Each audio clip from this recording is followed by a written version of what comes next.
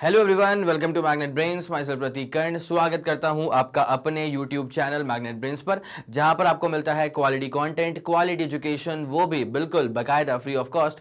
KG से लेकर के क्लास 12 तक का पूरा एजुकेशन सब आपको मिल जाएगा डिटेल्ड वीडियो फॉर्मेट में। और अगर आप हिंदी मीडियम के स्टूडेंट हैं तो आप जानते हैं क्या करना है आपको।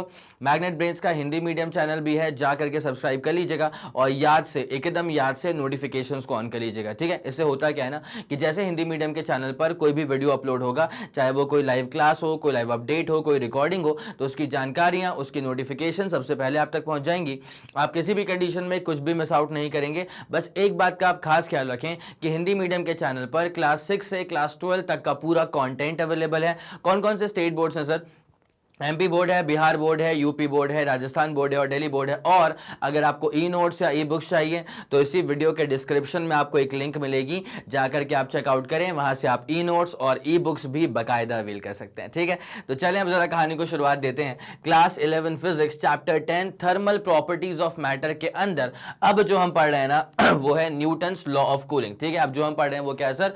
न्यूटन्स लॉ ऑफ कूलिंग है। ठीक है, ये बहुत ही इंपॉर्टेंट लॉ है। एक तरह से ऐसा मान लीजिए कि थर्मल प्रॉपर्टीज ऑफ मैटर के अंदर ना ये आखिरी में आता है। ठीक है, तो आप लोग प्लेलिस्ट चेक कर ही होंगे, तो आखिरी का टॉपिक है और इसके अंदर ना थोड़ा सा ज्यादा कैलकुलस लग जाता है। ठीक है, इसमें आपको थोड़ा सा इंटीग्रेट वगैरह करना पड़ता है। हीट का यहाँ पे इंट्रोडक्शन हो जाता है कि हीट को अपन क्यों से करेंगे रिप्रेजेंट, स्पेसिफिक हीट के बारे में थोड़ी बहुत बातें इसके अंदर हो जाती हैं। ठीक है, और स्पेसिफिक हीट और स्पेसिफिक हीट कैपेसिटी के ऊपर डेडिकेटेड लेक्चर आपको मिल जाता है प्लेलिस्ट के अंदर, आप चेक कर सकते हैं। ठीक है, तो चलिए हम जरा कहानी में आगे बढ़ेंगे, लेकर के आते हैं आपको इसके बेसिक आइडिया के ऊपर। आ चुके हैं इसके बेसिक आइडिया स्लाइड के ऊपर। और मैं आपको बता दूं कि ये जो thermal properties of matter and radiation है ना, ये थोड़ा सा ज्यादा थ्योरेटिकल चैप्टर है। ठीक है, तो ऐसे चैप्टर्स को डील करने के लिए सबसे जरूरी क्या होता है ना कि आपके पास जो नोट्स होते हैं ना उसमें प्रॉपर थ्योरी आप सही टर्म्स में लिखें। ठीक है, कई बार क्या होता है, जो सवाल आता है ना इसमें, तो सवाल आप समझ जाते हो, आंसर भी दिमाग में है, लेकिन सही से एक्सप्रेस नहीं कर पाओगे ना तो फिर वो नंबर नहीं मिल पाएंगे जो तुम एक्सपेक्ट करते हो, जो तुम्हारी कैपेसिटी है, जो तुम्हारी कैपेबिलिटी है। आई मेरी बात समझ में? तो अपनी बातें सही तरह से प्रेजेंट करना ये बहुत ज्यादा इंपॉर्टेंट होता है। इसमें आपकी हेल्प मैं कैसे कर सकता हूं? स्लाइड्स पे जो ये बुलेट पॉइंट्स में चीजें लिखी हुई है ना, वो बिल्कुल सटीक टर्म्स में। ठीक है, हर एक चीज मैं आपको एक्सप्लेन करते हुए चलूंगा और एक्सप्लेनेशन के बाद मैं आपसे ये डिमांड करता हूँ, ये रिक्वेस्ट करता हूँ कि आप इसको ना तरीके से नोट डाउन करते हुए चलना। ठीक है, नोट डाउन करते हुए चलोगे, जब इसको कभी रिवाइज करोगे ना तो रिवाइज करना काफी आसान तुमको लगेगा। ठीक है, और जब रिविजन के टाइम पे दिमाग खराब नहीं होता है, दिमाग चल रहता है ना, तो वो पूरा चैप्टर चिलैक्स वे में हो जाता है। आई मेरी बात समझ? पक्का? चलें अब जरा कहानी को स्टार्ट करते हैं। क्या कहा गया है इसके अंदर? तो कुछ कॉमन एक्सपीरियंस की बात की जा रही है। It is a common experience that a hot cup of T if left on the table begins to cool gradually। ठीक है, सही बात है सर, ये अपना कॉमन एक्सपीरियंस है। गरम चाय की प्याली हो अगर यहाँ पे, ठीक है, एक हॉट कप ऑफ टी है, अगर उसको आपने टेबल पे रख के छोड़ दिया है तो it begins to cool gradually, मतलब उसका टेम्परेचर जो है ना वो धीरे धीरे कम हो जाता है। ठीक है, अगर किसी चीज का टेम्परेचर कम हो रहा है इसका मतलब क्या है कि वो जो सिस्टम है ना वो हीट लूज आउट कर रहा है। ठीक है, तो इसी से मैं चाहूंगा कि अपन ने ऐसे, अच्छा तुम नोट्स जब बनाते हो ना तो जब मैं हैशटैग नोट कहता हूं, भाई हैशटैग नोट कभी भी आ सकता है, तुम ध्यान रखना इस बात का। ठीक है, अब तुम ये मत पूछना कि सर ये टॉपिक कौन सा है, अरे नहीं भाई, हैशटैग नोट क्या है? ज्ञान बह रहा है, बहने दो। ठीक है, हैशटैग नोट क्या होता है? मैंने कुछ पढ़ाया, उसके बीच में कोई उसी से जुड़ी बहुत तगड़ी बात याद आ गई, ठीक है, तो वो मैं ऐसे सिर्फ बोल के चले जाऊंगा तो वो तुम भी सुन लोगे, कल को भूल जाओगे। ठीक है, इसलिए मैं क्या बोलता हूं, जैसे वो बात इंपॉर्टेंट लगी फट से बोलता हूं हैशटैग नोट डालो। हैशटैग नोट का मतलब क्या होता है भाई? यहां पे इंपॉर्टेंट चीजें हैं, काम आ सकती है। ठीक है, तो उसमें क्या होता है कि if a body cools down, if a body cools down, अगर कोई बॉडी कूल डाउन हो रही है, if a body cools down then it means, if a body cools down then it means, अगर कोई बॉडी कूल डाउन हो रही है ना तो इसका मतलब क्या होता है? अगर कोई बॉडी कूल डाउन हो रही है ना, इसका मतलब ये होता है कि उसके अंदर में से हीट जो है वो बाहर निकल रही है। क्या बोला मैंने? अगर कोई बॉडी कूल डाउन हो रही है इसका मतलब ये है कि उसके अंदर की जो हीट है सर वो बाहर निकल रही है। तो if a body cools down then it means that the heat content of the body, then it means that the heat content of the body is decreasing, then it means that the heat content of the body is decreasing। ठीक है, तो if a body cools down then it means that the heat content of the body is decreasing। ठीक है, and this also suggests ये एक बात और यहां से निकल करके आती है, this also suggest that there is a fall of temperature, that there is a fall of temperature of the body, that there is a fall of temperature of the body. तो यहां से एक बात और समझ में आती है कि that there is a fall of temperature of the body, that there is a fall of temperature of the body. ठीक है, मेरे ख्याल में आप लोगों के दिमाग में ये वाला फंडा बाकायदा बहुत ही सटीक तरह से क्लियर आउट हो चुका होगा। तो if a body cools down then it means that body का जो हीट कंटेंट है ना वो कम हो रहा है। ठीक है, और यहाँ पे बॉडी का टेम्परेचर है ना वो भी गिर रहा है, टेम्परेचर फॉल हो रहा है। ठीक है, हीट कंटेंट कम होने को अपन बेसिकली कैसे करेंगे, क्यू से करते हैं रिप्रेजेंट। ठीक है, तो heat is basically represented by Q. ठीक है, इस बात को लिख लो बिकॉज ये आगे चल करके बहुत शानदार तरह से काम में आने वाली है। ठीक है, तो heat is represented by Q, एक टर्म तो ये हो गया तुम्हारे पास में। ठीक है, और there will be a specific heat, एक टर्म होगा जिसको अपन कहेंगे स्पेसिफिक हीट और उसको अपन करेंगे एस से रिप्रेजेंट। ठीक है, तो ये दोनों चीजें बहुत ही जानदार शानदार तरह से जुड़ने वाली हैं। ठीक है, तो specific heat is represented by S. तो specific heat is represented by S. ये वाले दो फंडे पूरे क्लियर हो चुके हैं आपके दिमाग में। मैं चाहूंगा जल्दी से जल्दी आप इसका स्क्रीनशॉट ले लेंगे, उसके बाद फिर अपन कहानी में यहां से आगे बढ़ने वाले हैं। ठीक है, ये वाला फंडा पूरा क्लियर हो गया। यस सर, ये वाला फंडा बाकायदा शानदार जानदार तरह से क्लियर हो चुका है। ठीक है, चलिए, तो हमारा कॉमन एक्सपीरियंस है कि जब कोई गर्म चाय की प्याली अगर टेबल पे रख दी जाए तो वो धीरे धीरे क्या है, ठंडी होना शुरू हो जाती है। न्यूटन्स लॉ ऑफ कूलिंग, ठंडी कैसे हो रही है उसकी बात चलेगी। And finally attains a temperature of the surrounding. ठीक है, तो ठंडी हो जाएगी, लेकिन कितनी ठंडी होगी भाई साहब, मैक्सिमम टू मैक्सिमम जितना टेम्परेचर होगा सराउंडिंग का ना उतना ही हो सकता है। ठीक है, बिकॉज देख वैसे भी क्या होता है कि अगर कभी हीट का फ्लो होता है ना, तो हीट हमेशा फ्लो करती है from a high temperature body towards a low temperature body. पहली बात तो ये। ठीक है, और दूसरा क्या है कि हीट कब तक फ्लो करती है, हीट तब तक फ्लो करेगी जब तक टेम्परेचर जो है दोनों बॉडीज का, दोनों सिस्टम्स का बराबर ना हो जाए। जैसे मान लेते हैं फॉर एग्जांपल कि ऐसा मान लो कि जो सराउंडिंग है ना वो है, मान लेते हैं 40 डिग्री के टेम्परेचर पर। ठीक है, गर्मी का मौसम हो रहा है अभी, तो मान लो सराउंडिंग जो है ना वो 40 डिग्री के टेम्परेचर पर है। ठीक है, अब अपने पास एक गर्म चाय का कप है। ठीक है, अब क्या हो रहा है कि उसका टेम्परेचर अपन कितना मान लें, उसका अपन मान लेते हैं 100 डिग्री। ठीक है, तो 100 डिग्री उसका टेम्परेचर हो चुका है, चाय का टेम्परेचर। ठीक है, और अपने पास सराउंडिंग का टेम्परेचर कितना है सर, 40 डिग्री है। तो अब यहाँ पे क्या होता है ना कि धीरे धीरे जो ये सराउंडिंग है ना, ठीक है, सराउंडिंग के पास अभी क्या है, बेसिकली टेम्परेचर इज 40 डिग्री और चाय के पास 100 डिग्री है। तो हाई टेम्परेचर से लो टेम्परेचर हीट का फ्लो होता है। ठीक है, तो हीट का फ्लो होगा हाई टेम्परेचर से कहां तक, लो टेम्परेचर तक। ठीक है, तो चाय में से हीट बाहर निकलने वाली है और वो कहां जाएगी, सराउंडिंग में। ठीक है, तो चाय में से हीट निकलेगी, सराउंडिंग में जाएगी। तो इससे क्या होता है ना, इससे बेसिकली चाय का जो टेम्परेचर है वो तो कम हो जाएगा। ठीक है, अगर कोई सिस्टम अगर ऐसा है जो हीट को बाहर निकाल रहा है तो उसका टेम्परेचर लाजमी तौर पे कम हो जाएगा। तो अभी चाय का टेम्परेचर कम होना शुरू हो गया है। ठीक है, और चाय की हीट भी कम होना शुरू हो गई है, लेकिन ये हीट किसको मिल रही है सर, ये हीट मिल रही है सराउंडिंग को। ठीक है, जिस रूम में तुम बैठे हो ना उस रूम को हीट मिल रही है। बट तुम मुझे इतना बताओ कि क्या चाय के कप से जो हीट सराउंडिंग में गई है, क्या उस हीट की वजह से सराउंडिंग का टेम्परेचर बढ़ जाएगा क्या, नहीं सर। चाय के टेम्परेचर के लॉस से चाय का जो हीट सराउंडिंग में गया तो उस हीट से कोई सराउंडिंग का टेम्परेचर नहीं बढ़ने वाला, बिकॉज सराउंडिंग की थर्मल कैपेसिटी इनफाइनाइट होती है। सराउंडिंग की थर्मल कैपेसिटी इज इनफाइनाइट, उसको मैं कितना भी हीट दे दूंगा सराउंडिंग का टेम्परेचर नहीं बढ़ेगा, और सराउंडिंग से मैं कितनी भी हीट ले लूंगा सराउंडिंग का टेम्परेचर कम नहीं होगा। ठीक है, तो थर्मल कैपेसिटी का इनफाइनाइट होना, इसका मतलब यह होता है कि सराउंडिंग को, अगर सराउंडिंग की थर्मल कैपेसिटी इनफाइनाइट है, इसका मतलब यह है कि मैं सराउंडिंग को कितनी भी हीट दे दूं टेम्परेचर बढ़ेगा नहीं उसका, कितनी भी हीट वहां से विड्रॉ कर लूं टेम्परेचर घटेगा नहीं उसका। आगे मेरी बात समझ में, यस सर, ये वाला फंडा पूरा क्लियर हो चुका है। तो उसको जरा नोट करते हुए चलना भाई, हैशटैग नोट में, कि हीट ऑलवेज फ्लोज फ्रॉम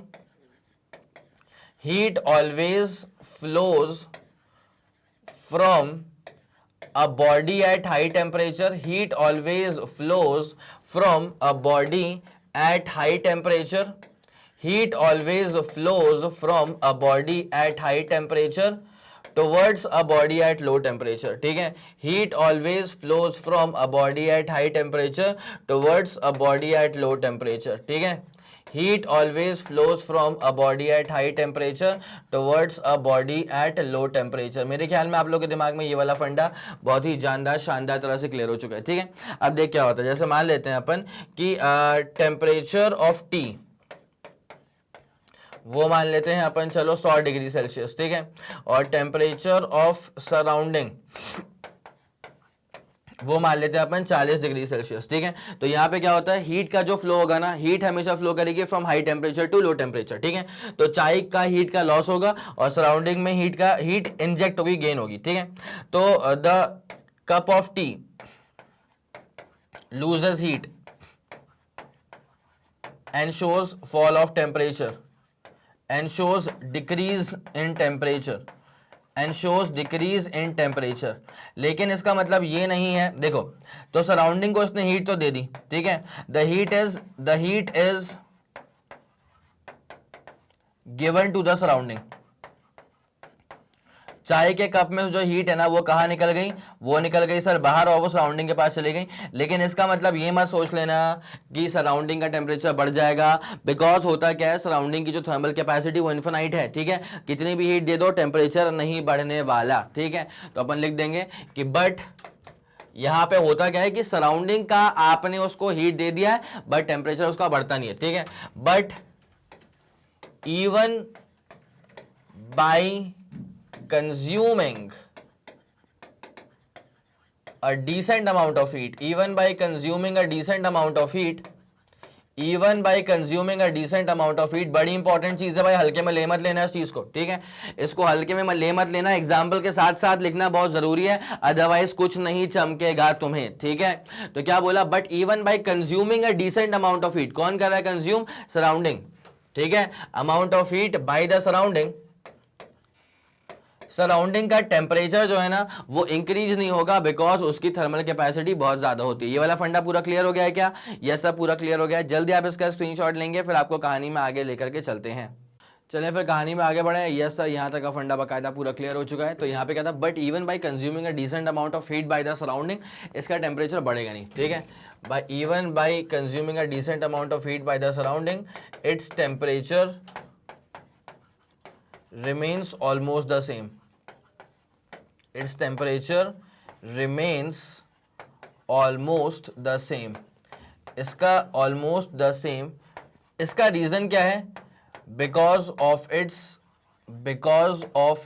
का मतलब सराउंडिंग। ठीक है, because of its large thermal capacity। ठीक है, इसकी थर्मल कैपेसिटी जो है ना सराउंडिंग की वो बहुत ज्यादा होती है, because of its large thermal capacity of the surrounding,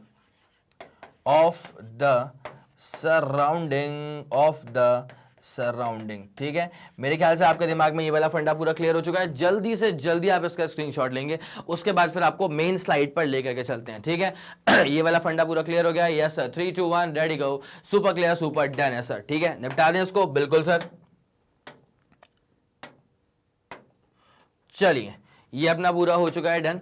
उसके बाद हाँ जी, तो अपन यहाँ पे क्या चीज देख के रख ली थी, तो begins to cool gradually and finally attains a temperature of the surrounding. ठीक है, जो चाय का कप था ना उसका टेम्परेचर जो है ना वो इवेंचुअली किसके बराबर हो जाएगा, टेम्परेचर ऑफ द सराउंडिंग के बराबर। ठीक है, to understand how a given body can cool on exchanging the heat with its surrounding, we perform the following experiment. ठीक है, अब कोई भी चीज कैसे कूल होती है, तो मतलब बेसिकली वो अपनी हीट एक्सचेंज करेगी विद द सराउंडिंग। ठीक है, तो वो कैसे एक्सचेंज होता है उसके लिए एक छोटा सा एक्सपेरिमेंट है, तो वो एक्सपेरिमेंट अपन एक बार देख लेते हैं कैलोरीमीटर का। ठीक है, तो यहाँ पे क्या है, how a given body can cool on exchanging the heat with its surrounding, we perform the following experiment. ठीक है, उसमें क्या है, टेक अ कॉपर कैलोरीमीटर। ठीक है, एक कैलोरीमीटर अपन लेके चलेंगे जो कॉपर का बना होगा, fill it with water up to 2/3 of its volume. ठीक है, उसके 2/3 हिस्से पे 2/3 ऑफ इट्स वॉल्यूम मतलब अप्रोक्सीमेटली 66% ऑफ द वॉल्यूम जो है ना उसको अपन भर देंगे किससे, पानी से।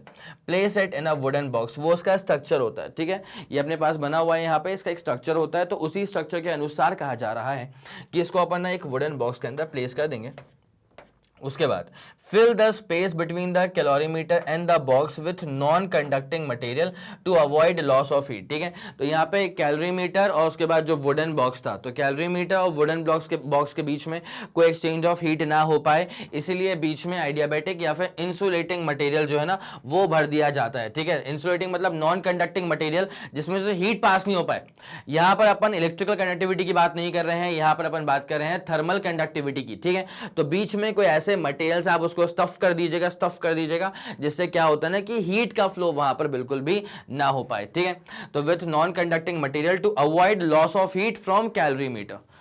आगे ये वाली बात समझ, बाई कंडक्शन एंड कन्वेक्शन। ठीक है, ना ही कंडक्शन से हीट का फ्लो हो पाए ना ही कन्वेक्शन से हीट का फ्लो हो पाए, तो ऐसा आप उसको बकायदा पूरा पैक कर दीजिएगा। ठीक है, तो cover the calorimeter with insulating lid having 2 holes. ठीक है, तो यहाँ पे जो कैलोरीमीटर है ना उसको अपन ने कवर कर दिया है by insulating lids having 2 holes. ठीक है, तो जल्दी एक बार आप इसका स्क्रीनशॉट लीजिए। यहाँ से स्ट्रक्चर डेवलप होना स्टार्ट हो गया कि कैसे अपन स्टडी करने वाले हैं प्रॉपर ट्रांसफर ऑफ हीट को, कैसे अपन स्टडी करने वाले हैं प्रॉपर ट्रांसफर ऑफ हीट को। यस सर, क्लियर हो चुका है पूरा फंडा, आगे बढ़े।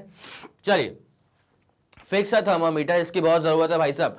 टेम्परेचर कितना हो रहा है, कितना फॉल हुआ, कितना राइज हुआ, उसको मेजर कैसे करोगे? With the help of thermometer. ठीक है, तो फिक्स अ थर्मोमीटर इन, अच्छा यहाँ पे इससे करेंगे ना भाई, fix a thermometer in one hole of the lid such that the bulb of the thermometer is fully immersed. ठीक है, ताकि प्रॉपर रीडिंग आ सके, इसलिए bulb of the thermometer should be fully immersed inside the liquid. ठीक है, और in water. ठीक है, pass the stirrer in the other hole of the lid for steering the water in the calorimeter. ठीक है, तो कैलोरीमीटर में अपन वो वाटर को स्टिर करते रहेंगे एक तरफ से, तो एक होल एक लिड में से स्टीयरिंग चलती रहेगी और एक तरफ से थर्मामीटर वहां पे डूबा हुआ है, जिसका बॉल तो पूरा का पूरा डूबा हुआ है। ठीक है, ताकि प्रॉपर रीडिंग्स आ सके किसकी, टेम्परेचर की सर। ठीक है, ओके, अब आएगा बारी किसकी, रीडिंग लेने की बारी आ चुकी है टेम्परेचर की।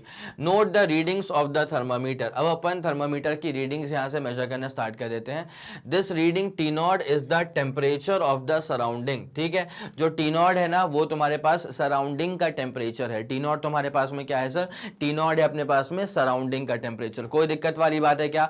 नहीं सर, कोई दिक्कत वाली बात नहीं है, T not is the temperature of the surrounding. ठीक है, now take the calorimeter out of the box. पहले तो कैलोरीमीटर को बॉक्स के बाहर निकाल लेना। ठीक है, अब एक्सचेंज ऑफ हीट हो चुका है, अब मतलब अब टेंपरेचर की रीडिंग आ चुकी है, अब कैलोरीमीटर को बॉक्स के बाहर निकाल लो। Heat it on the burner till the water in the calorimeter attains a temperature about 40 degree Celsius. ठीक है, तो कैलोरीमीटर को बाहर निकाल के रख लिया है, अब उसमें पानी को इतने टेंपरेचर तक हीट करो सो दैट टेंपरेचर कितना आ जाए उसका, 40 डिग्री का, about the temperature of the surrounding. ठीक है, मतलब सराउंडिंग के टेंपरेचर से 40 डिग्री ज्यादा हो जाए। ठीक है, now stop heating the water. अब जाकर के रोक दो। तो प्रोसीजर में अपन कहां तक पहुंच चुके हैं भाई, कैलोरीमीटर था उसको बाहर निकाल लिया, अब उसको हीट करा गया है सो दैट उसका टेम्परेचर जो है ना वो 40 डिग्री ऊपर आ जाए सराउंडिंग के। कोई दिक्कत है क्या? नहीं सर, यहां तक का फंडा पूरा क्लियर है। चलिए, remove the calorimeter from the burner and place it in the wooden box again. ठीक है, note the temperature of water and start the stop watch. ठीक है, अब यहां समझना है कि भाई कितना rate of flow of heat होता है। ठीक है, कितना rate of loss of heat होता है। रेट का मतलब क्या होता है ना, अगर आप किसी भी क्वांटिटी को टाइम से डिवाइड कर दोगे तो इसको अपन कहते हैं रेट। ठीक है, जैसे अभी ये गर्म चाय की जो प्याली थी तो उसमें से क्या हो रहा है कि हीट तो बाहर निकल ही रही है, लेकिन अगर आप रेट ऑफ हीट निकालना चाहते हैं, अगर आप rate of loss of heat निकालना चाहते हैं, इसका मतलब आप ये निकालना चाह रहे हैं कि कितनी हीट लूज हो रही है पर सेकेंड। ठीक है, आप क्या निकालना चाह रहे हैं कि कितनी हीट लूज हो रही है पर सेकेंड, ये आप निकालना चाहते हैं। क्या आप लोगों के दिमाग में ये वाला फंडा बकायदा पूरा क्लियर हो चुका है? यस सर, बकायदा पूरा क्लियर हो चुका है। ठीक है, तो यहां पे अपन ने क्या देख लिया, गो ऑन डूइंग सो। अच्छा ओके, ठीक है, तो स्टॉप वॉच को अपन ने चालू कर दिया। अब अपन देख रहे हैं कि भैया कितना rate of loss of heat होता है। ठीक है, तो कितने समय में कितनी हीट निकल रही है। तो note the temperature of the water and start the stop watch. Stir the water continuously and note the temperature of the water T after every fixed interval। ठीक है, हर फिक्स्ड इंटरवल, हर जैसे मान ले 5-5 मिनट में, ठीक है, तो हर फिक्स्ड इंटरवल में अपन वो टेम्परेचर डिफरेंस निकाल लेंगे वहां पे। ठीक है, तो stir the temperature, stir the water continuously and note the temperature of the water after every fixed time interval of time, say after every 1 minute। ठीक है, 1 मिनट भाई, तो go on doing so till the temperature difference between water and the surrounding becomes 5 degree Celsius. ठीक है, initially जब आपने कहानी को स्टार्ट किया था तो फिर वाटर और सराउंडिंग के बीच में जो टेम्परेचर का डिफरेंस था वो था तकरीबन 40 डिग्री से भी ज़्यादा बेसिकली, ठीक है। अब उसके बाद क्या करा कि अपन हर एक एक मिनट में ना टेम्परेचर की रीडिंग निकाल रहे हैं, ठीक है, कि भाई अब क्या टेम्परेचर हुआ लिक्विड का, अब क्या टेम्परेचर हुआ लिक्विड का। तो हर एक एक मिनट के बाद रीडिंग निकाल रहे हैं और ये अपन रीडिंग्स तब तक निकालते रहेंगे जब तक इनका टेम्परेचर डिफरेंस घट करके 5 डिग्री ना रह जाए, ठीक है। देखो जब वो चाय का जो कप है, जब वो यहाँ पे चाय वाला कप नहीं है, जो पानी है, ठीक है, उसका टेम्परेचर धीरे धीरे कम तो होना ही है। टेम्परेचर धीरे धीरे कम होगा तो बेसिकली क्या होगा, सराउंडिंग का टेम्परेचर तो वही का वही बना हुआ है, ठीक है। जो अपने पास रूम टेम्परेचर है, जो अपने पास सराउंडिंग टेम्परेचर है, वो तो वही का वही बना हुआ है, लेकिन जो वाटर का टेम्परेचर है वो धीरे धीरे कम हो रहा है ना।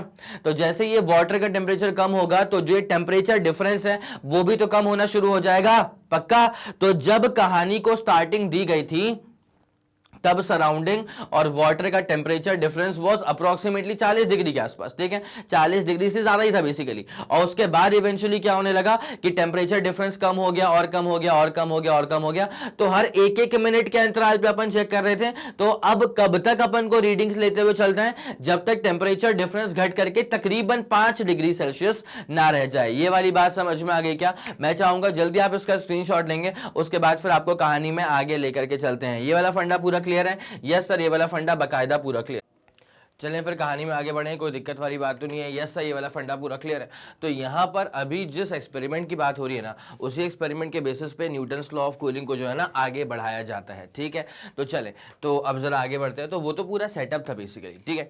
अब आते हैं graph related to Newton's law of cooling. पहले अपन जरा ग्राफ देख लेते हैं जो कि रिलेटेड है, न्यूटन्स लॉ ऑफ कूलिंग से रिलेटेड है। उसके बाद फिर आते हैं इसके प्रॉपर स्टेटमेंट पे, फिर कर लेंगे इसका डेरिवेशन, ठीक है।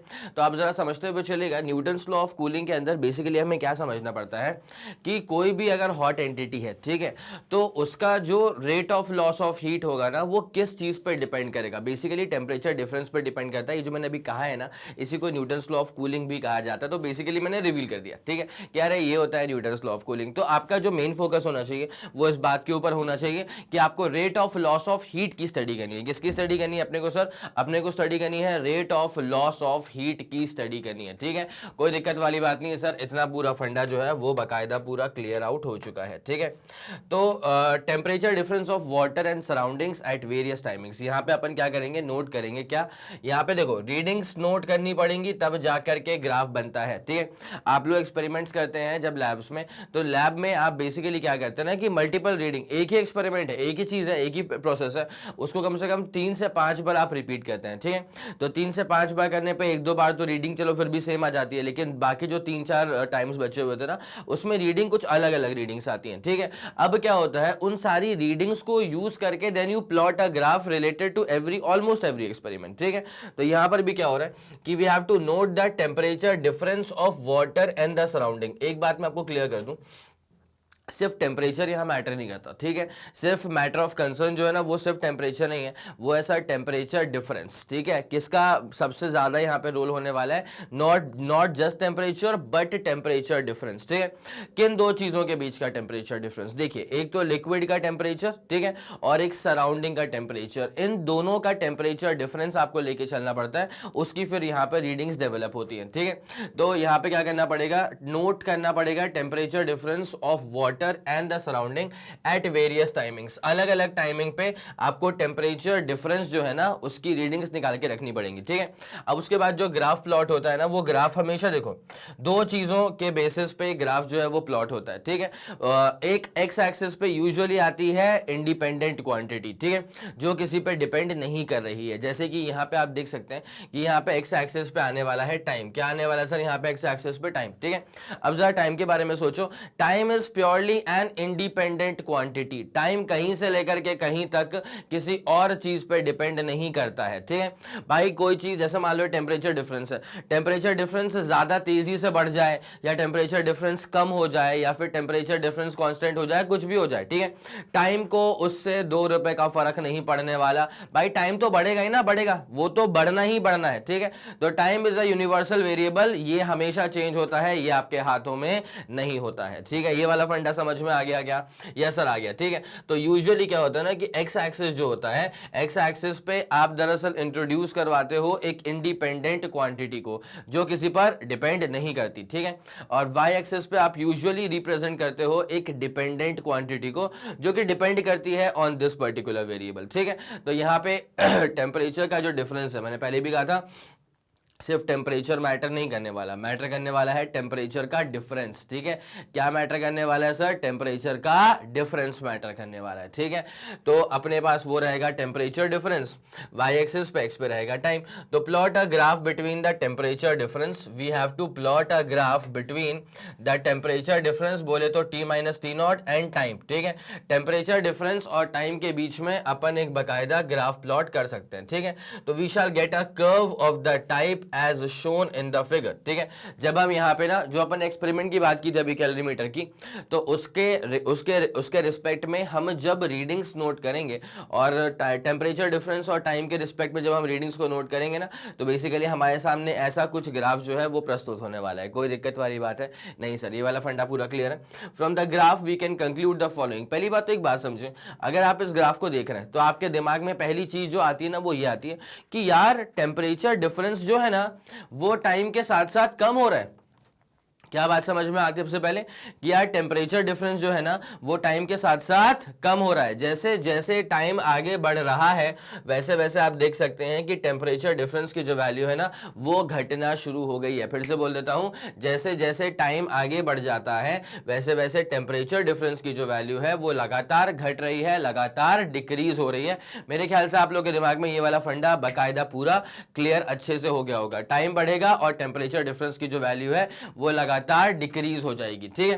तो द कूलिंग, अच्छा अगर टेम्परेचर डिफरेंस कम हो रहा है इसका मतलब क्या है कि धीरे धीरे जो अपने पास जो लिक्विड था ना उसका टेम्परेचर कम हो रहा है। बिकॉज आप एक बात समझें, सराउंडिंग का जो टेम्परेचर है, सराउंडिंग का टेम्परेचर कभी ज्यादा वेरी नहीं करने वाला। मतलब ऐसा नहीं है कि किसी रूम में एक चाय का कप रखा हुआ है और सराउंडिंग का जो रूम टेम्परेचर है मान लेते हैं अपने पास चलो 40 डिग्रीज है। अब मैं अगर तुमको ऐसा बोल दूं कि भाई चाय का जो कप था उसका टेम्परेचर 100 डिग्री था, अब क्या हुआ धीरे धीरे क्या होगा, हीट हमेशा फ्लो करती है from a high temperature body towards a body at low temperature, ठीक है। तो यहां से चाय से हीट निकलना शुरू होगी और सराउंडिंग में हीट जाएगी। लेकिन इसका मतलब कहीं से कहीं तक देखो टेम्परेचर जो है ना चाय का तो कम होगा, ठीक है, लेकिन उसको तुम ये मत समझ लेना कि सराउंडिंग का टेम्परेचर बढ़ जाएगा। नहीं भाई ऐसा नहीं होता है।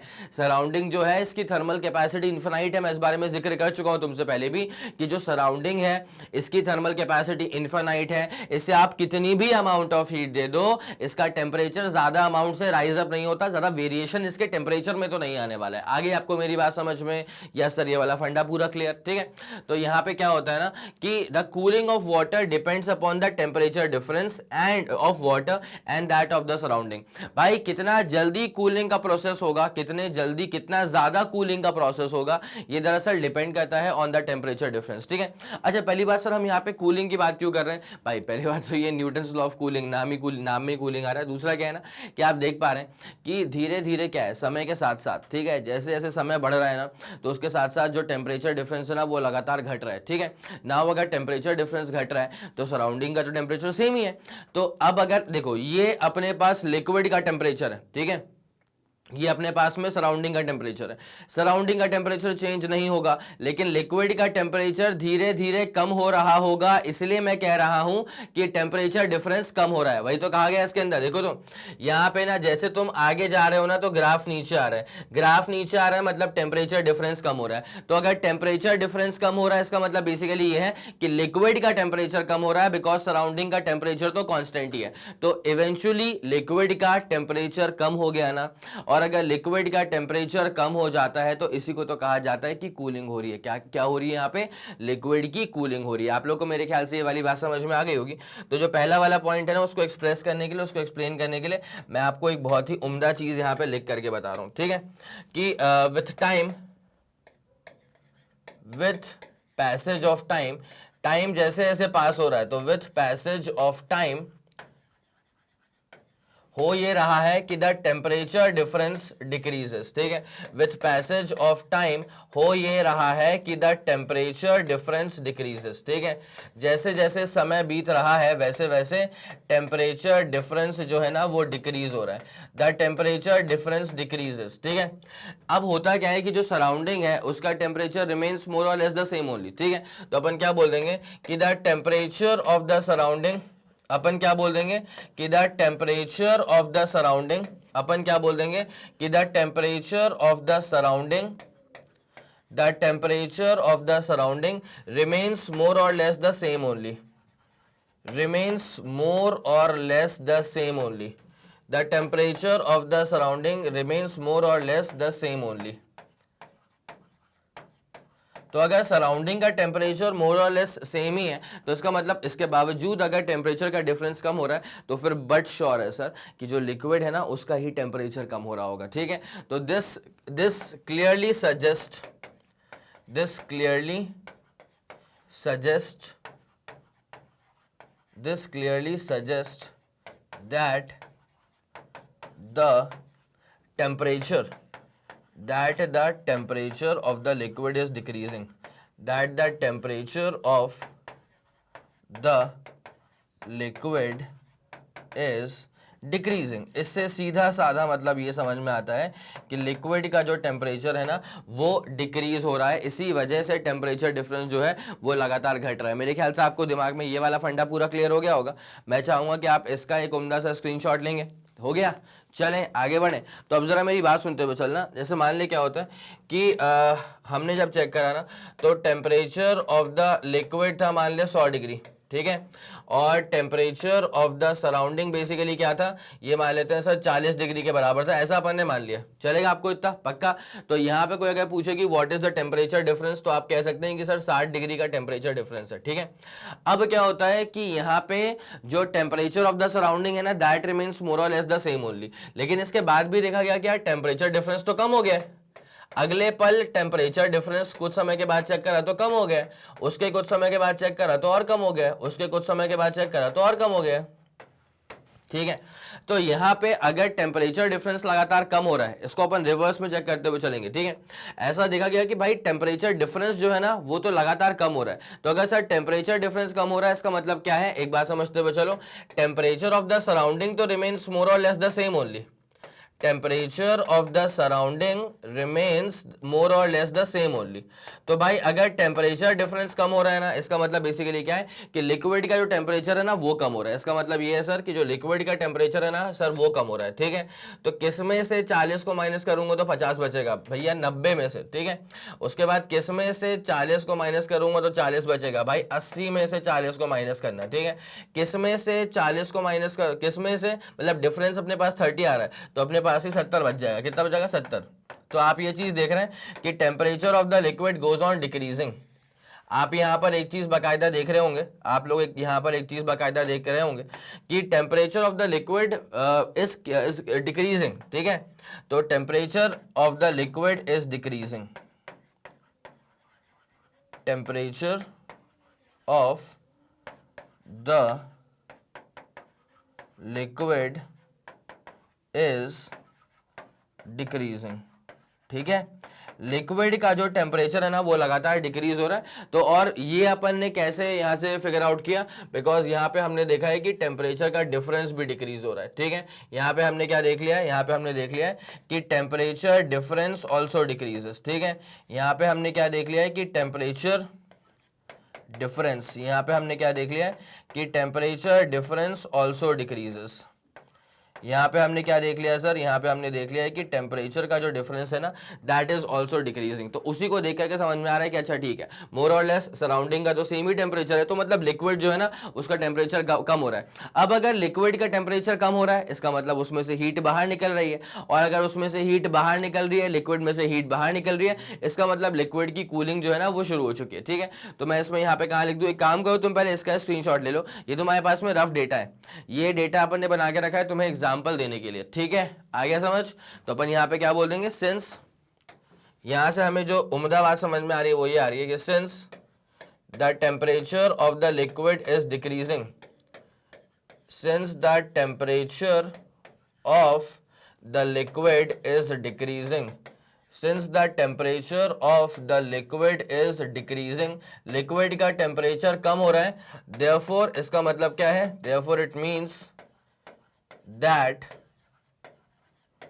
it is losing heat. इसका मतलब क्या है, therefore it means that it is losing heat and therefore its cooling is initiated. उसका ठंडा होना शुरू हो चुका है, its cooling is इनिशिएटेड, इसका ठंडा होना जो है ना वो शुरू हो चुका है। मेरे ख्याल से ये जो अभी सब वन लाइनर्स है भाई, ये जो स्टेटमेंट को लिखवा रहा हूं ना मैं, ये ऐसे स्टेटमेंट्स हैं जो कि आपके सामने पूरे लॉ को ना एकदम तरीके से खोल के रख देते हैं, ठीक है। मतलब आपके सामने मैं बहुत कॉम्प्लेक्स टर्म्स यूज करूं, उसके बाद तुमको बताऊं तो चीजें उतनी फिर अजीब से आती है ना, इसलिए मैंने क्या करा है भाई, इवेंचुअली ये पूरा लॉ क्या बताना चाह रहा है उसको मैंने पूरा खोल के रख दिया है कि भाई जैसे जैसे समय बढ़ेगा वैसे वैसे लिक्विड और सराउंडिंग का टेम्परेचर का जो डिफरेंस है ना वो कम हो जाएगा, और लिक्विड और सराउंडिंग का टेम्परेचर डिफरेंस कम हो रहा है, इसका मतलब यह है कि लिक्विड का टेम्परेचर कम हो रहा है, और अगर लिक्विड का टेम्परेचर कम हो रहा है इसका मतलब लिक्विड का rate of loss of heat हो रहा है, उसकी हीट बाहर जा रही है,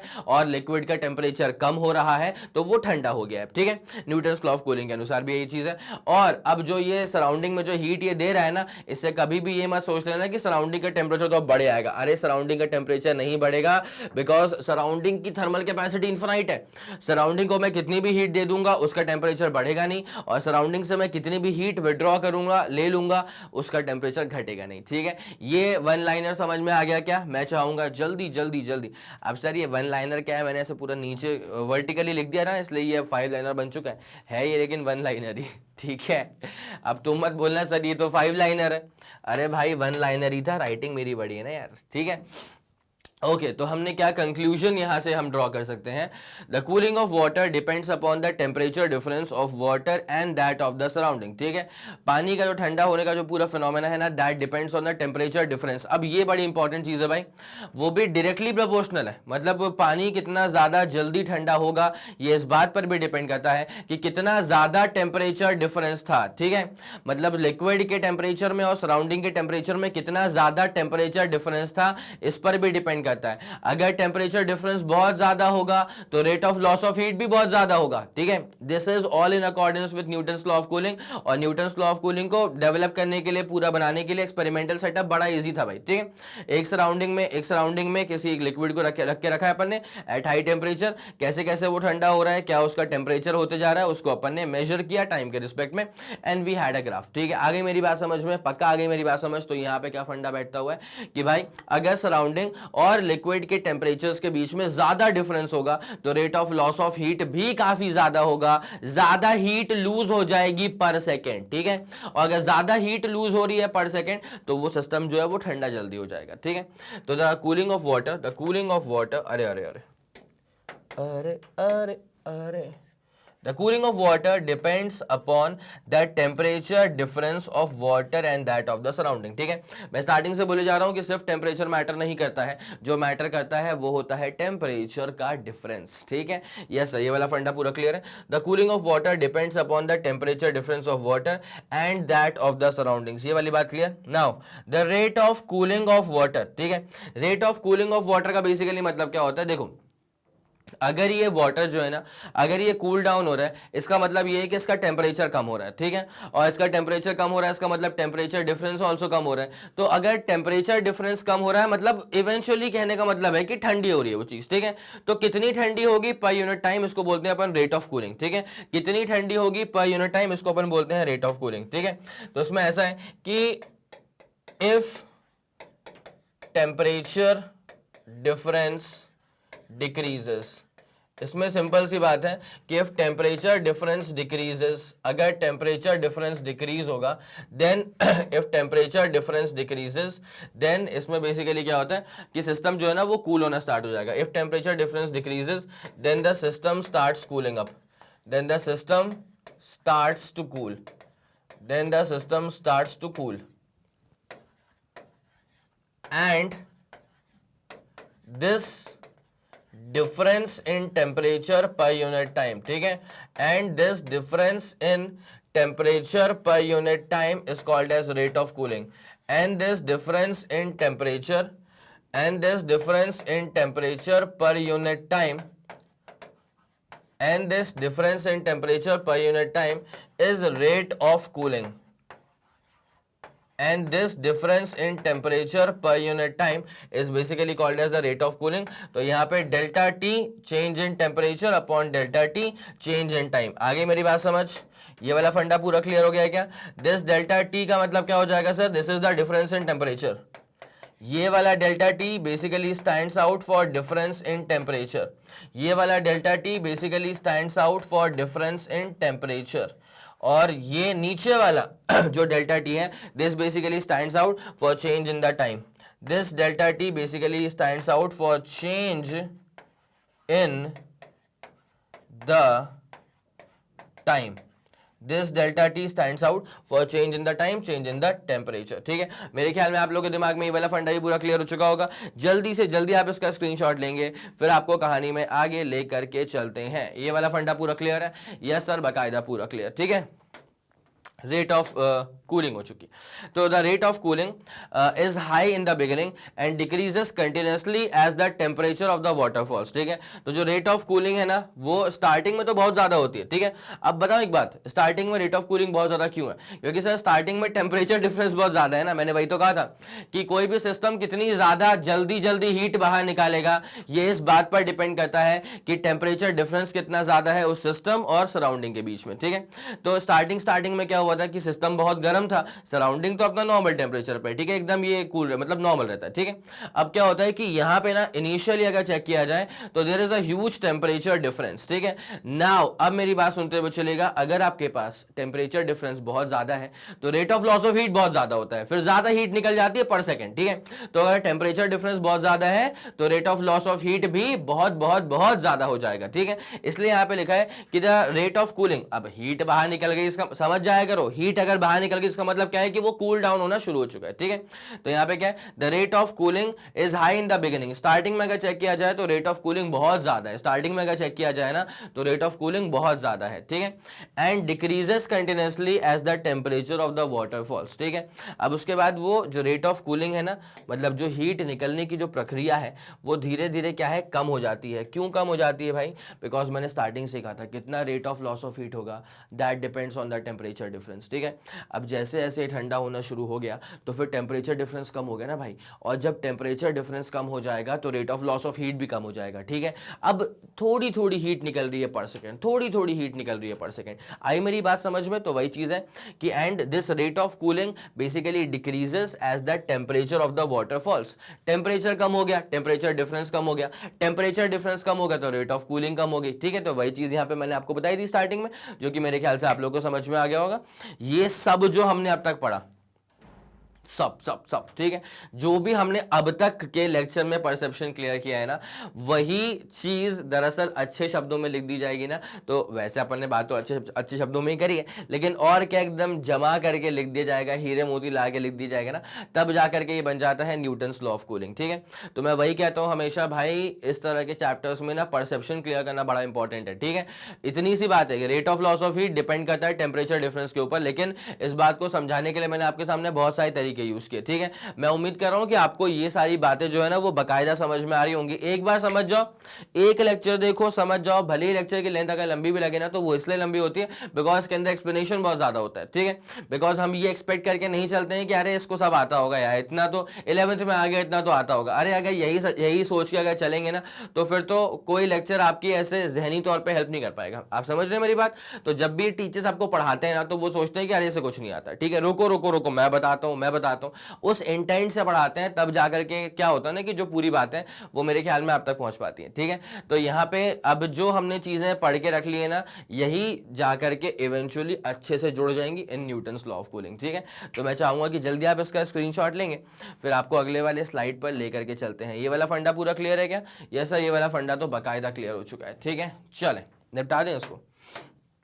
Okay, sir. Okay, from the above experiment, we concluded that a hot body loses heat to the surrounding in the form of heat radiation. सही बात है भाई. तो hot body जो होती है ना वो surrounding में heat liberate कर देती है in the form of heat radiations. ठीक है, जो कि हमारे visible range में नहीं आते भाई. heat radiation जो है ना, light radiations हमारे visible range में आते हैं, तो वो हमारे आंखों में क्या है कि sensation produce करते हैं और फिर हम वो colors हमको दिखना शुरू हो जाते हैं. माइंड वो वैसा image create करता है. ठीक है, now the thing is this कि किसी चीज को देखने के लिए, किसी कलर को देखने के लिए सबसे इंपॉर्टेंट चीज तो ये है कि वो जो कलर है ना वो हमारे विजिबल रेंज में आ जाए. ठीक है, ऐसे और भी बहुत सारे कलर्स होते होंगे लेकिन वो हमको दिखते नहीं बिकॉज हमारा विजिबल रेंज नहीं है. ह्यूमन कैपेसिटी के अराउंड अगर चेक किया जाए तो हमारा विजिबल रेंज एक वेवलेंथ के बियॉन्ड नहीं है, तो हम उसको नहीं देख पाते. जैसे हमारा जो ऑडिबल रेंज होता है ना वो होता है 20 हर्ट्ज से लेकर के 20 किलो हर्ट्ज तक का. ठीक है, इसका मतलब क्या होता है कि अगर हमें कोई आवाज 20 हर्ट्ज के नीचे की आएगी ना तो वो आवाज हम सुन नहीं पाएंगे. ठीक है, बिकॉज वो अपनी ह्यूमन कैपेसिटी ऐसी है कि हम 20 हर्ट्ज से 20 किलो हर्ट्ज तक का ये जो फ्रीक्वेंसी का रेंज है ना इसी की साउंड को हमारे ईयर ड्रम्स जो है ना वो कैप्चर कर पाते हैं. उसके बियॉन्ड, उसके कम हम नहीं सुन सकते, हमारे ऑडिबल रेंज के बाहर है. ठीक है, तो ऐसे अब हीट रेडिएशन एग्जिस्ट करती हैं, दुनिया भर में एग्जिस्ट करती हैं, लेकिन हमें दिखती कभी नहीं है. क्या? ठीक है, क्यों नहीं दिख रही? बिकॉज वो हमारे जो विजिबल रेंज है उसके बाहर होती है. That's why. तो from the above experiment we concluded that a hot body loses heat to the surrounding in the form of heat radiations. ठीक है, एक गर्म बॉडी जो होती है ना वो अपनी हीट बाहर सराउंडिंग में लूज आउट कर देती है इन the form of heat radiations. Now the rate of loss अलग कलर से करते हैं.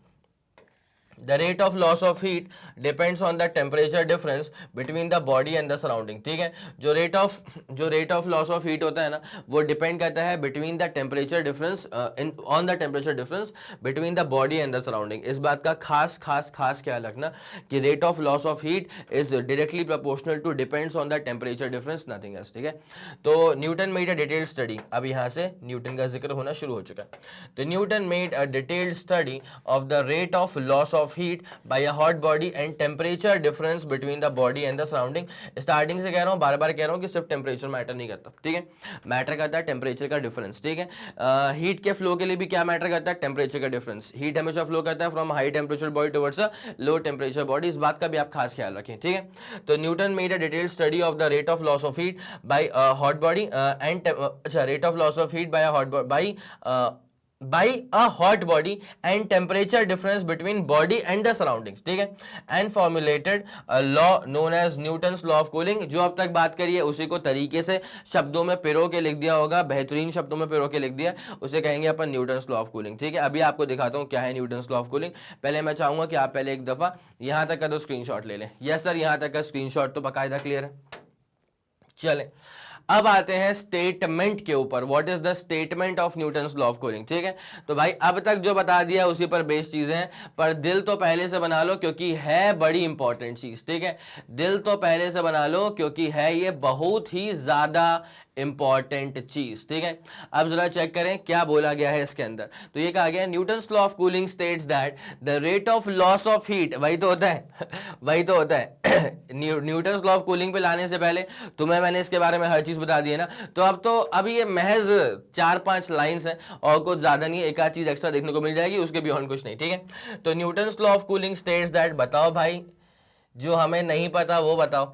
तो क्या बोलते हैं उसको मराठी में? जे मला माहित नहीं ते सांगला, है ना, ऐसा कुछ है ना.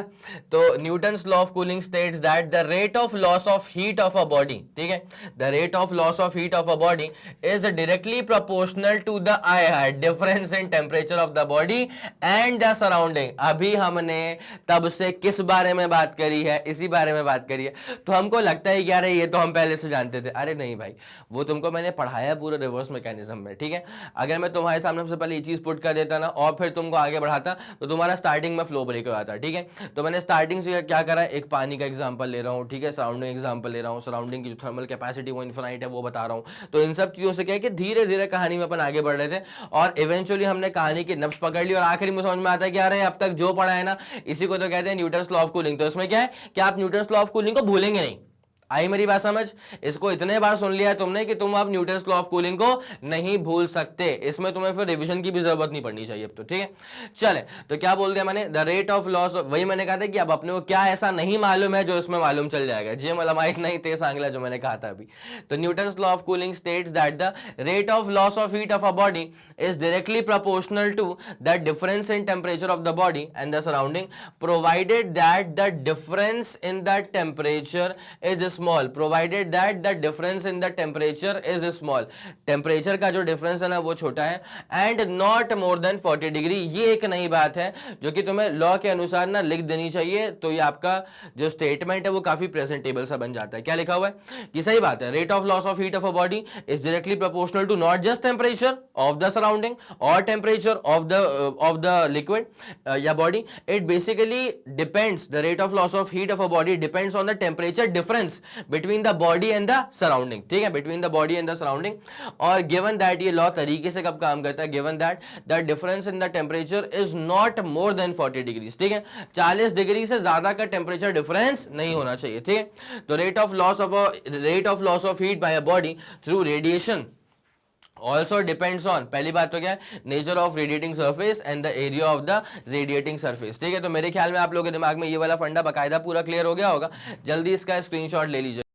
चलें फिर कहानी में आगे बढ़ जाएं। यस सर, यहाँ तक का फंडा बकायदा पूरा क्लियर है। तो rate of loss of heat of a body is directly proportional to the difference in the temperature, ठीक है सर, ये वाला फंडा क्लियर है। आगे बढ़ते हैं।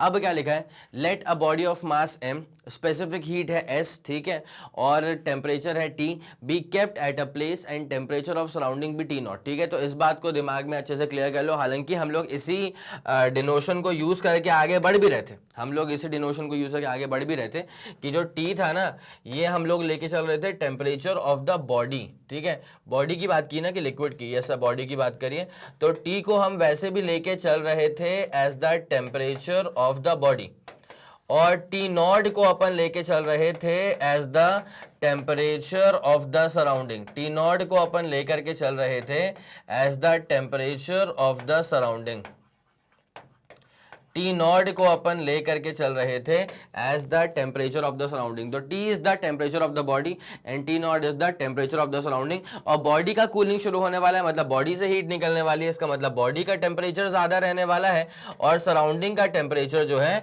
वो रहने वाला है कम। क्या आपको ये वाला बात समझ में आ गया अच्छे से? यस सर, आ गया, ठीक है। तो यहाँ पे क्या लिखा हुआ है, let a body of mass m मान लेते हैं, स्पेसिफिक हीट को s मान लेते हैं, टेम्परेचर को t मान लेते हैं, be kept at a place and temperature of the surrounding be T0, ठीक है। तो सराउंडिंग के टेम्परेचर को हमने क्या मान के रख लिया सर? T0 मान के रख लिया, जहां पे क्लियर सी बात है कि सराउंडिंग का टेम्परेचर जो है वो कम है और बॉडी का टेम्परेचर जो है वो काफी ज्यादा है, ठीक है।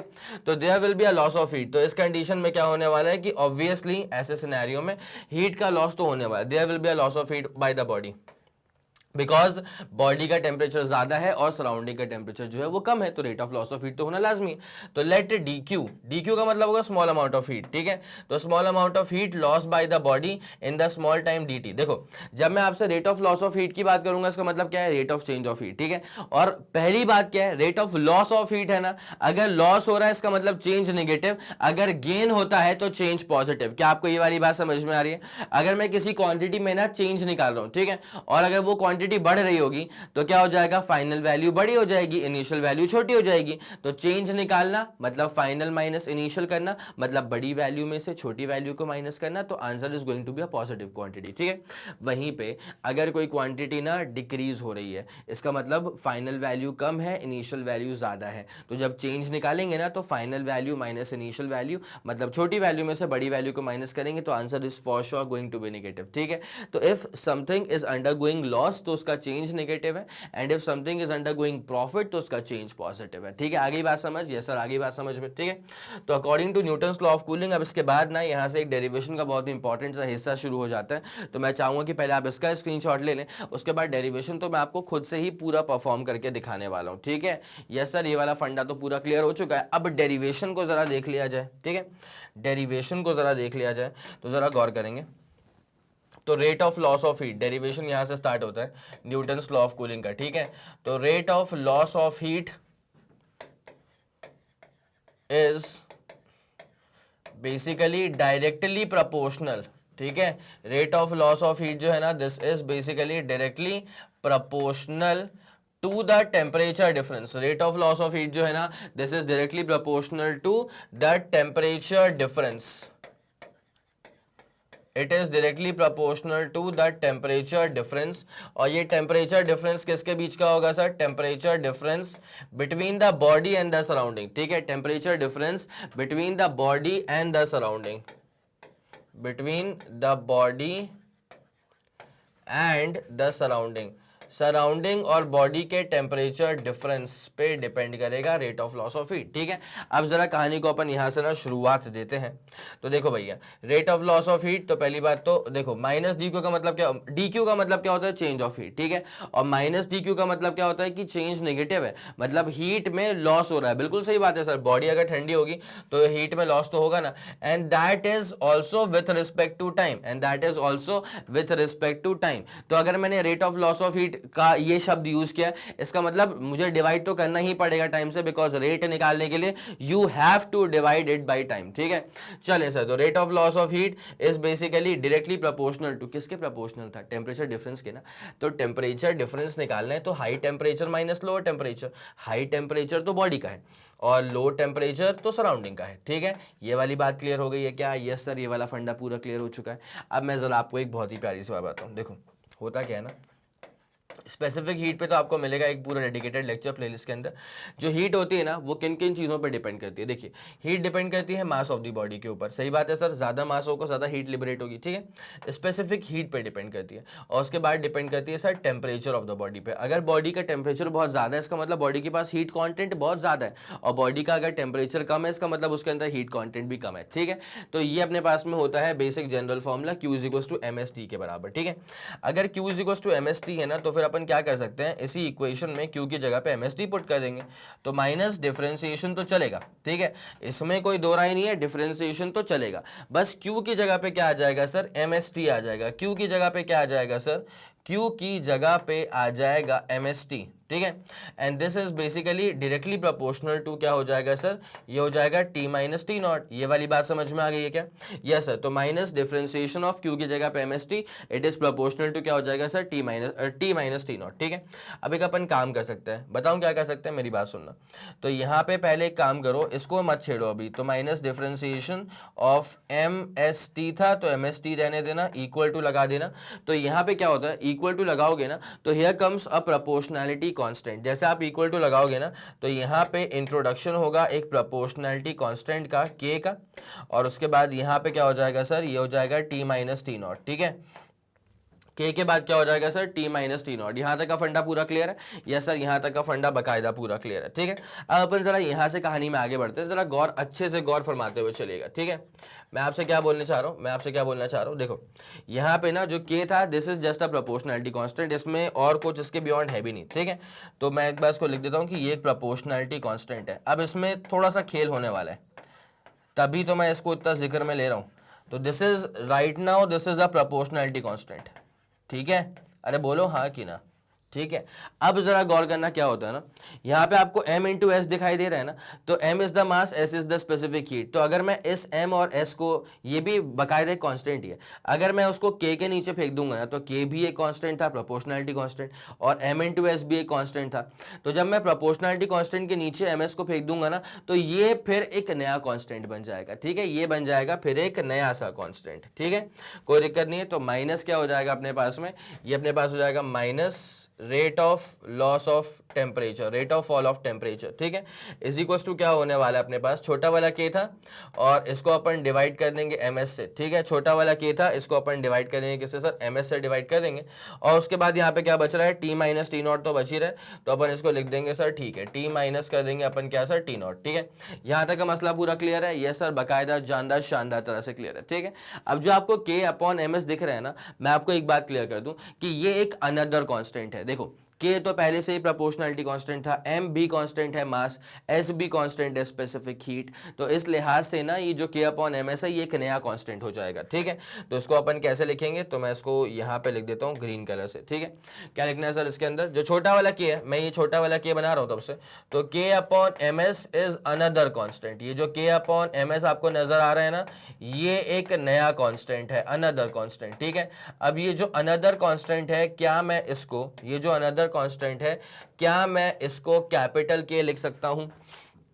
यहां तक कि आप मेरे को एक बार कंफर्मेशन दे दें, जो छोटा, देखो यहां पर जो मैं के यूज कर रहा हूं ना, ये मैं छोटा वाला के बेसिकली यूज कर रहा हूं। ठीक है, ये मैं बेसिकली छोटा वाला के यूज कर रहा हूं, तो अभी जो के अपॉन एम एस है, ये वाला भी छोटा वाला के यूज कर रहा हूं। ठीक है, तो ये जो अभी के अपॉन एम एस है ना, इसको मैं बोल दूंगा एक नया कांस्टेंट है, अनदर कांस्टेंट, कैपिटल के बोल देंगे, चलेगा आपको? ऐसा बिल्कुल चलेगा अपने को। तो ठीक है, तो उसके बाद कहानी में क्या आने वाला है जरा गौर करते हुए चलना, तो माइनस ये अपने पास में क्या आ जाएगा, rate of change of temperature. ठीक है, rate of fall of temperature basically आ जाएगा, इज इक्वल्स टू, अब जरा गौर करेंगे, इज इक्वल्स टू यहाँ पे छोटा वाला के अपॉन एम एस है। ठीक है, तो छोटा वाला K upon M S, this becomes another constant. ठीक है, this becomes another constant, capital K बोल देंगे इसको अपन। ठीक है, कैपिटल के, और यहाँ पे क्या हो जाएगा सर, ये हो जाएगा टी माइनस टी नॉट, तो कैपिटल के और यहाँ पे क्या हो जाएगा sir, T minus T not. क्या आप लोगों के दिमाग में ये वाला फंडा पूरा क्लियर है? यस सर, यहाँ तक का तो फंडा जानदार शानदार तरह से क्लियर है। ठीक है, अब बस मैं एक काम करना चाहता हूं, जरा ना एक बार इस स्टेटमेंट को देख लो, ये बहुत उम्दा स्टेटमेंट है भाई। ठीक है, एक बार जरा इस वाले स्टेटमेंट को देख लो, ये बहुत ही ज्यादा उम्दा स्टेटमेंट है भाई। इसको बोलेंगे rate of fall of temperature. ठीक है, अगर आप इसको देखें ना अच्छे से, तो rate of fall of temperature क्यों बोल रहा हूं मैं, देखो पहली बात तो रेट ऑफ टेम्परेचर का वर्ड मैंने क्यों यूज करा, बिकॉज टेम्परेचर को मैं डिवाइड कर रहा हूं टाइम से, किसी भी चीज को टाइम से डिवाइड करोगे it becomes rate of that quantity. ठीक है, तो अगर आप यहाँ पे टेम्परेचर को टाइम से डिवाइड करोगे it becomes rate of temperature. मैंने एक और वर्ड यूज किया था, fall, rate of fall of temperature. तो टेम्परेचर गिर रहा है ना, टेम्परेचर गिर रहा है, टेम्परेचर कम हो रहा है, कूल हो रही है बॉडी, इसलिए अपन ने यहाँ पे माइनस का सिंबल यूज करके रखा हुआ है। ठीक है, इसको देख के अपन क्या बोल सकते हैं कि rate of fall of temperature is also proportional to temperature difference के, तो प्रोपोर्शनलिटी कांस्टेंट है यहाँ पे। ठीक है, तो आप इसको ना दो पल के लिए अगर आप इसको ऐसे लिखना चाहें, minus d T over d T is proportional to T minus T naught. ठीक है, तो इसको अपन एक बार स्टेटमेंट में लिख भी देंगे इसको, तो मैं चाहूंगा पहले आप इसका स्क्रीनशॉट ले लें, उसके बाद फिर आपको आगे लेकर के चलता हूं। यहां तक का स्क्रीनशॉट पहले एक बार आप डन कर ले दिमाग में। ठीक है, यहां तक का स्क्रीनशॉट तो हो चुका है। चलो अब जरा गौर करते हुए चलना, क्या बोलेंगे अपन यहां पे कि rate of fall of temperature, यहां पे अपन कह सकते हैं कि rate of fall of temperature, और मैं कंफर्म कर दूं आपको कि rate of fall of temperature से हमारा मतलब क्या होता है, माइनस का d T over d t. ठीक है, तो rate of fall of temperature of a body is directly proportional to the temperature difference. ठीक है, is directly proportional to the temperature difference. ठीक है, is directly proportional to the temperature difference. इतनी सी बात है बस, ना इससे कुछ ज्यादा ना इससे कुछ कम। ठीक है, is directly proportional to the temperature difference, ना इससे कुछ ज्यादा ना इससे कुछ भी कम। ठीक है, मेरे ख्याल से पूरा फंडा क्लियर है। अब जरा इसमें अपन ना कहानी को आगे बढ़ाते हैं। देखो, तो minus d T over d T is proportional to, पहले प्रोपोर्शनलिटी कांस्टेंट कैपिटल के, अब तो कैपिटल के यूज करने का समय आ चुका था, तो टी माइनस टी नॉट। चलेगा आप लोग को? यस सब बिल्कुल चलेगा, कोई दिक्कत नहीं है। ठीक है, अपन एक काम कर सकते हैं, बताऊं क्या, डी टी ये ऊपर वाला टेम्परेचर है भाई। ठीक है, ये ऊपर वाला क्या है सर, टेम्परेचर है, तो डी टी अपॉन नीचे फेंक दो टी माइनस टी नॉट। ठीक है, नीचे फेंक दो क्या sir, T minus T not is equals to, अपने पास में क्या हो जाएगा सर, माइनस का के, ये कैपिटल के है भाई, ये माइनस का अपने पास में क्या है सर, कैपिटल के है, तो d T upon this quantity is equals to minus का के टाइम्स अपने पास में क्या हो जाएगा, डी टी हो जाएगा स्मॉल टी। ठीक है, अब इसके बाद बस अपन को एक काम करना है, क्या करना है सर, इसको इंटीग्रेट करना अपन स्टार्ट करते हैं। ठीक है, तो integrate both sides we have, इसको अपन क्या करेंगे सर, इसको अपन इंटीग्रेट करना स्टार्ट कर देंगे। तो integrate both sides we have, जैसे हमने इसको इंटीग्रेट किया ना बोथ साइड्स, हमें क्या मिलने वाला है, integrating both sides we have, जरा अच्छे से फोकस करते हुए चलना। तो सर इंटीग्रेट करेंगे तो कहानी में कुछ ऐसा हो जाएगा, देखो 1 अपॉन नीचे क्या आ जाएगा sir, T minus T naught one upon नीचे क्या आ जाएगा sir, T minus T naught, और यहाँ पे क्या आ जाएगा sir, d T is equals to क्या हो जाएगा सर, माइनस के को अपन बाहर रखते हैं और यहाँ पे हो जाएगा इंटीग्रेशन ऑफ डी टी। ठीक है, क्या आप लोग को ये वाला फंडा पूरा क्लियर हो गया? यह सब बाकायदा क्लियर हो चुका है। अब जरा गौर करते हुए चलना, ऊपर तो अपन ने क्या था कि सर ये तो अपन ने एक तरह से एक स्टेटमेंट कोट किया था। ठीक है, इसको सेपरेशन डिस्टेंस देना बहुत जरूरी है भाई। ये तो ऊपर अपन ने क्या था कि एक स्टेटमेंट कोट किया था, ना उससे कुछ ज्यादा ना उससे कुछ कम। अब मेरी बात जरा सुनते हुए चलना, इसका जब होगा इंटीग्रेशन तो 1/x का जो इंटीग्रेशन होता है ना सर, ये होता है log x। ठीक है, 1/x का जो होगा इंटीग्रेशन वो क्या हो जाएगा सर, log of x हो जाएगा। ठीक, तो अपने पास में बेसिकली क्या होने वाला है, log ऑफ x की जगह पे क्या आ जाएगा sir, t minus T naught. ठीक है, x की जगह पे क्या आ जाएगा sir, t minus T not log with base e, है ना, इज इक्वल टू क्या हो जाएगा, माइनस का के टी, इज इक्वल टू क्या हो जाएगा, माइनस का के टी प्लस क्या हो जाएगा, इंटीग्रेशन कांस्टेंट प्लस का सी हो जाएगा। ठीक है, ये वाला फंडा पूरा क्लियर है, ये सब पूरा क्लियर है। तो अब ये जो स्टेटमेंट बन करके आपके सामने यहाँ पे डेवलप हुआ है ना, ये बड़ा इंपॉर्टेंट स्टेटमेंट है। ये जो इक्वेशन डेवलप हुई है ये बड़ी इंपॉर्टेंट इक्वेशन है। ठीक है सर, कैसे इंपॉर्टेंट है, बिकॉज इसको मैं कंपेयर कर सकता हूँ विद द स्ट्रेट लाइन। ठीक है, तो comparing it with straight line हमें एक बात समझ में आती है, comparing it with the equation of straight line, comparing it with the equation of straight line। अगर अपन इसको कंपेयर करें with the equation of straight line तो क्या चमकता है अपने को भाई, यहाँ पे अपने को ये बात चमकती है कि अच्छा सर y इक्वल टू क्या होता है, mx प्लस c तो होता ही है ना। ठीक है, तो comparing it with the equation of straight line हमें ये बात समझ में आती है कि y इक्वल टू क्या हो जाएगा सर, mx प्लस c हो जाएगा। ठीक है, तो आप एक बात समझें, y की जगह पे क्या आ जाएगा, log of t minus T not upon with base e, और स्लोप अपने पास माइनस का k है, t अपने पास टाइम है और c अपने पास में इंटीग्रेशन कांस्टेंट है, इंटरसेप्ट है। ठीक है, कोई दिक्कत वाली बात तो नहीं सर, कोई दिक्कत वाली बात नहीं। अब जरा गौर करते हुए चलना, therefore अपन क्या लिख सकते हैं कि therefore to prove Newton's law, to prove Newton's law of cooling, हमें एक बात समझ में आनी चाहिए कि log of t minus T nought with base e और टाइम का जो ग्राफ है that has to be straight line, because this is basically मिल रहा है, ये this basically resembles with the equation of straight line. ठीक है, तो to prove Newton's law of cooling the graph between, sir किसके बीच का ग्राफ, ग्राफ बिटवीन, पहली बात तो log of t minus T not, graph between log of t minus T nought with base e and time t should be a straight line. ठीक है, and time t should be a straight line, ये straight line ही होना चाहिए। ठीक है, should be a straight line, should be a straight line, ये जो graph है ना ये बाकायदा पूरा स्ट्रेट लाइन होना चाहिए। मेरे ख्याल से आप लोगों के दिमाग में ये वाला फंडा पूरा क्लियर हो चुका है। तो जल्दी आप ना यहाँ से स्क्रीनशॉट लेना स्टार्ट करेंगे। ठीक है, सबसे पहली फुर्ती में आप यहाँ से इसका स्क्रीनशॉट लेना स्टार्ट करेंगे। 3 2 1 रेडी गो,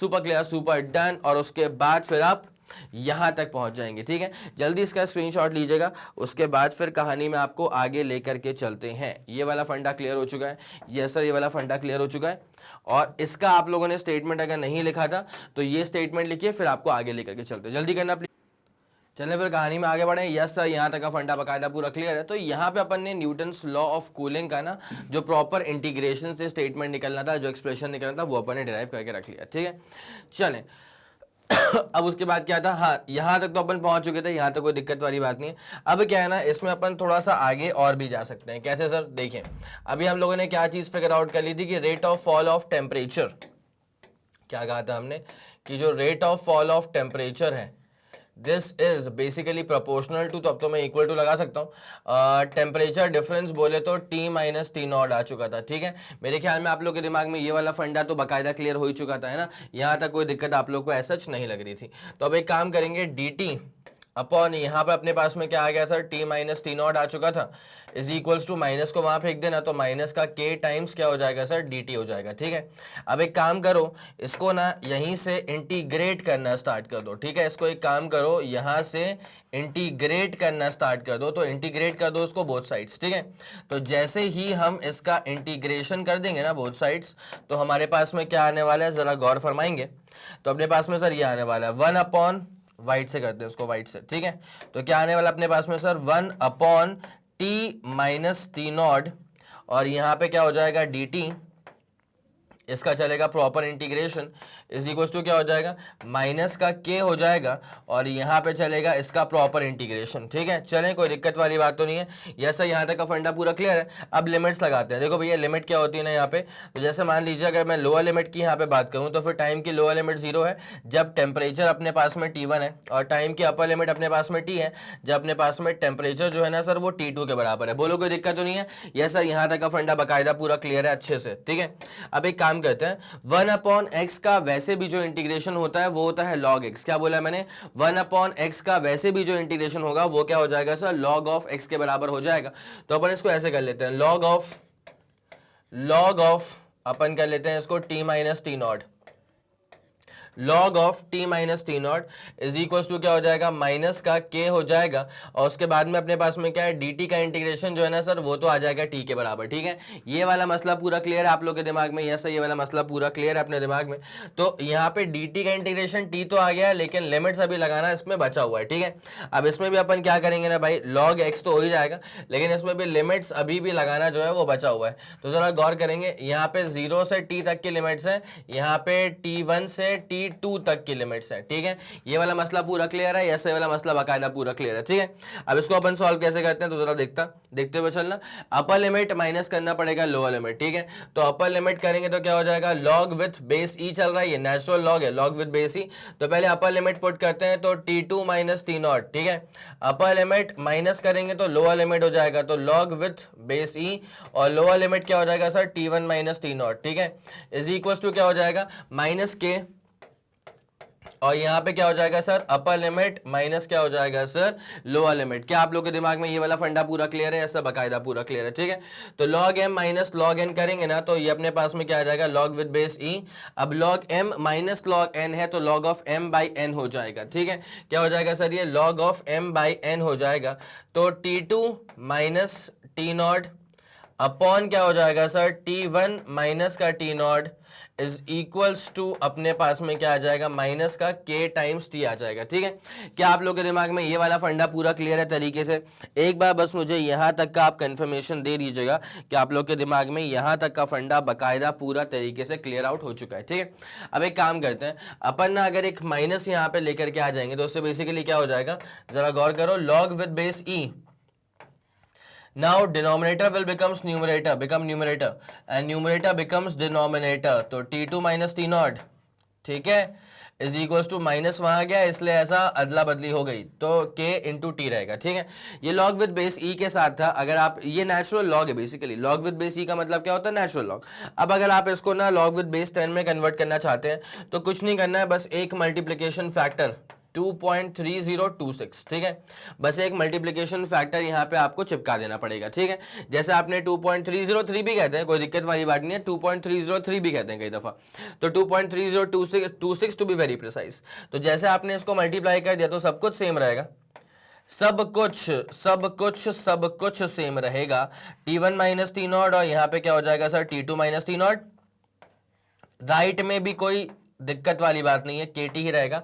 बस इकलौती चीज जो चेंज होने वाली है ना वो क्या है कि जहां पहले log विथ बेस e हुआ करता था वहीं पे अब log विथ बेस 10 हो जाएगा, जहां पहले log विथ बेस e हुआ करता था वहीं पर सर log विथ बेस क्या हो जाएगा, 10 हो जाएगा, and this becomes the ultimate formula, ठीक है।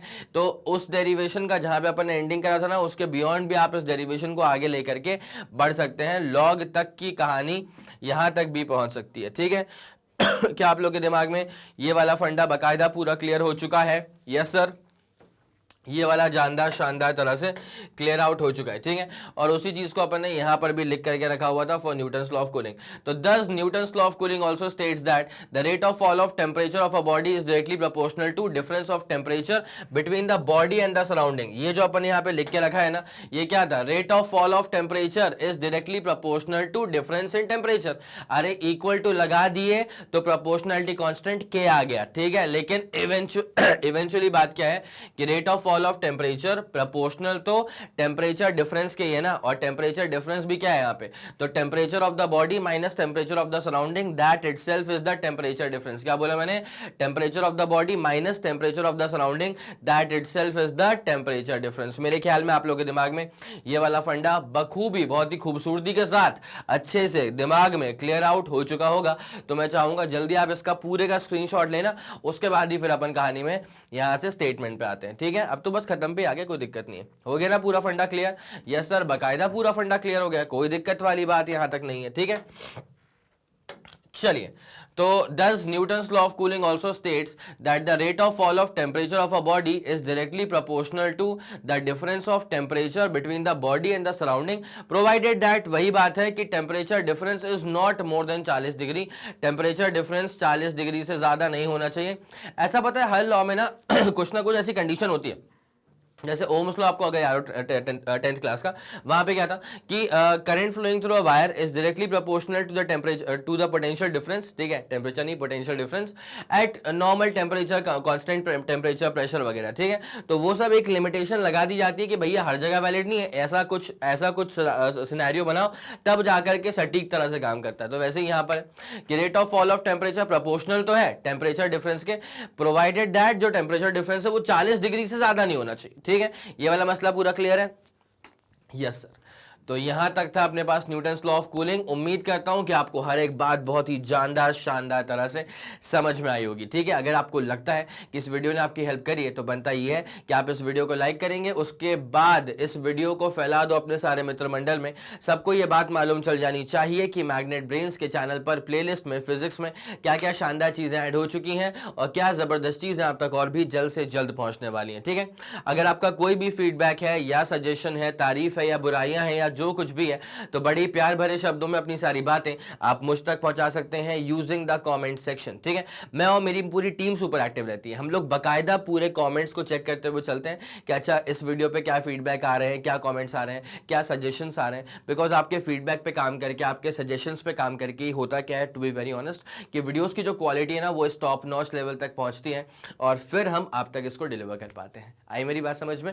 इसी के साथ खत्म करेंगे इस पूरे वीडियो को। और जैसे कि आप सब लोग जानते हैं कि मैग्नेट ब्रेन्स जो प्रोवाइड करता है ना वो है English medium as well as Hindi medium वाली classes with entire full complete syllabus coverage. उसके बाद CBSE board, Delhi board, Bihar board, UP board, MP board, Rajasthan board और वैदिक मैथ्स क्रैश कोर्स और स्पोकन इंग्लिश। ठीक है, इसके अलावा भी अगर आपको कोई इन्फॉर्मेशन चाहिए तो आपको बस एक काम करना है, मैग्नेट ब्रेन्स के ऑफिशियल वेबसाइट पर जाकर के एक बार विजिट कर लीजिएगा, वहां से आपको सारी जानकारियां प्राप्त हो जाएंगी। ठीक है, इसी के साथ खत्म करते हैं इस पूरे वीडियो को। Thank you so much.